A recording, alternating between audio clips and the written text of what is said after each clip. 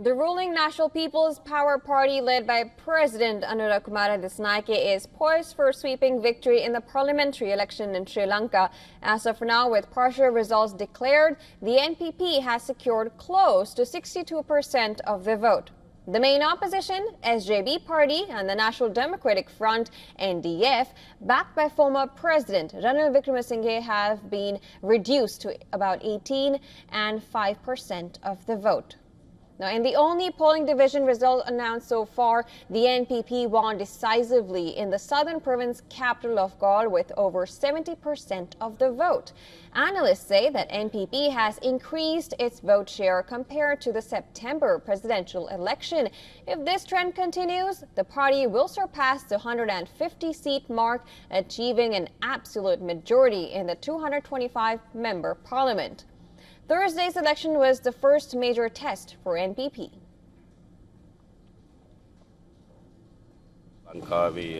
We believe this is a crucial election that will mark the turning point of the country.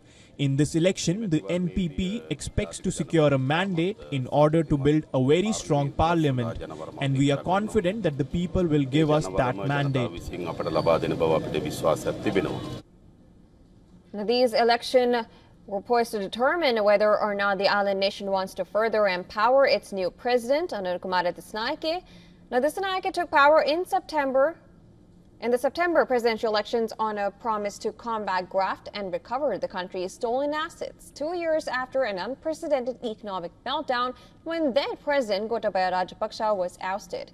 Dissanayake needs a majority in parliament to be able to push through crucial economic reforms, including the budget.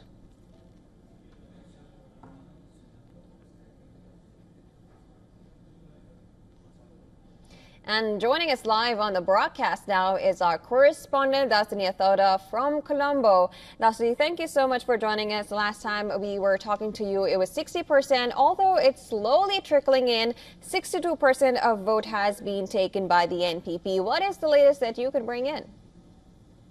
Absolutely, Joe. Well, internal party sources are confirming that the NPP, in fact, is confident in garnering a two-thirds majority here in Sri Lanka, which is monumental given the fact that this is the first time that a single party, without the help of multiple parties or without the help of a forming of a coalition, has managed to get a two-thirds majority all on its own.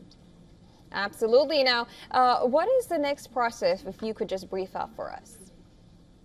Well, while we wait for the final process of these results to be released from these district levels, we will then get to know who exactly these 225 elected representatives will be. That will be the next phase of the results, which we can expect over the next few hours, where the Election Commission will give us how these preferential votes have come into play within each party and who will be taking these seats in each and every party.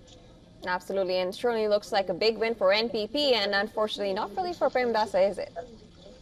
Absolutely. When you compare these results based on the predictions and the results we saw in the previous presidential poll, it is clear that the vote share of the National People's Power Movement has significantly increased, while the vote share of Sajid Premdasa as well as former President Ranil Wickremesinghe has reduced. This can clearly be an indication of voter dissatisfaction and voter fatigue, where people no longer believe that the opposition is able to deliver to their promises, which is why the NPP has been able to bank on those increase of votes. Right. And do we have any information how long it will take for the full result to be out?